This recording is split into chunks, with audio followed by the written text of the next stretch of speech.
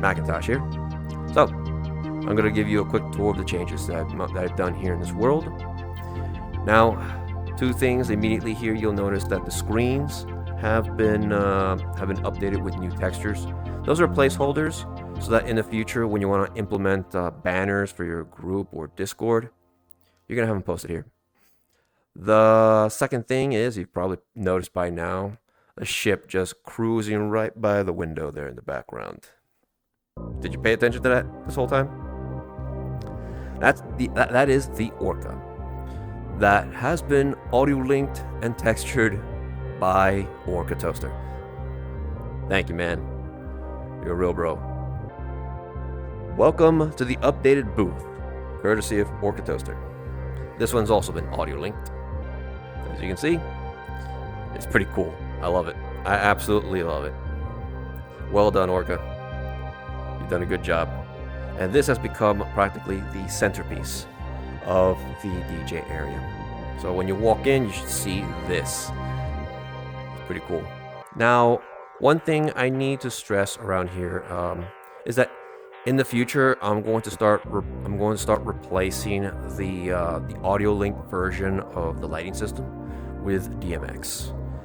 The reason for that is because I've heard that DMX is actually higher quality, and the second is because if you happen to notice the flashers in the back, when they start reaching at their maximum potential, the brightness, the bright textures start becoming like a lot crunchier or overblown, and I couldn't fix that. There was no way I could fix that, so it kind of sucked that after like days or weeks of trying to fix it or troubleshoot, I couldn't get rid of that crunchiness. And so it looks to me that DMX is the way to go. And so over time, I'm going to start replacing the light fixtures with the ones for DMX. Another update I made is the audio throughout the world. When you go to these rooms over here, the smaller rooms, the audio is ducked to 50% instead of like almost 100%. Now, the two banners that you see right over there, these are placeholder textures. And these have an aspect ratio of 1 to 2 vertical. And so if you want to place a banner there, fine by me, just let me know.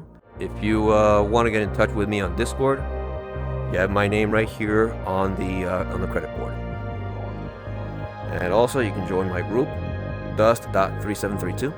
One major update that I want to do to this world, excuse me, my hip tracker just went burr. One major update that I want to make to this world is merging the war room. Let me show you. The war room is uploaded as a separate world, but it is private world only. And so if you really want to get access to it, you have to either be invited directly by me or have access to the link. But this is for testing purposes. Let me show you. So welcome to the war room. This is supposed to be the pre-match lobby that players went to when they were getting ready to deploy for a battle in Dust 514.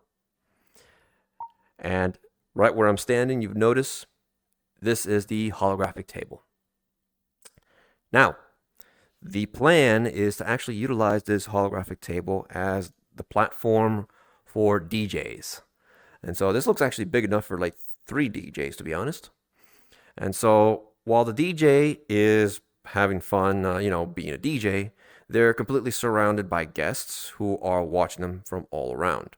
Meanwhile, there's a giant projector right on the back wall for the DJ to see, and that projector is basically going to be another video player. Meanwhile, these two screens that you see to my left and to my right are also going to be video players as well that will match up with the main screen. This world is still a work in progress. It is not yet ready for the merger with the lounge. That world, this world will first need its foundations set. Also, another change that I made is the star field. The star field that you see here is the same exact star field that you see in the Event Horizon Lounge. That's another update I made.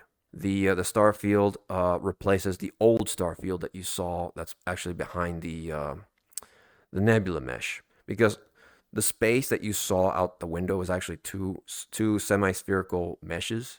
Uh, the front one being the nebula that was transparent, and the star field behind it was a separate mesh. But I've gotten rid of that. Made some adjustments to the transparency of the nebula, and then implemented the skybox, which has a much better star field. And the reason for this is so that when I implement the war room, this war room will have some semblance of continuity of the universe that you are in, because it will be rather jarring and would break the immersion if you go from the war room. I mean, when you go from the lounge to the war room, but then all of a sudden the planet that you saw out in the distance or the nebula is no longer there. I'm going to carry over the war room into the lounge, so that it'll at least maintain that continuity. So that when you look at the window, you at least see the planet and the nebula. The nebula is going to be a little tricky though, because it's a semisphere, and so I'm going to have to kind of play around with the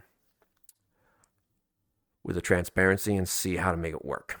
Other than that though, hope you guys like that. And as usual, fly safe.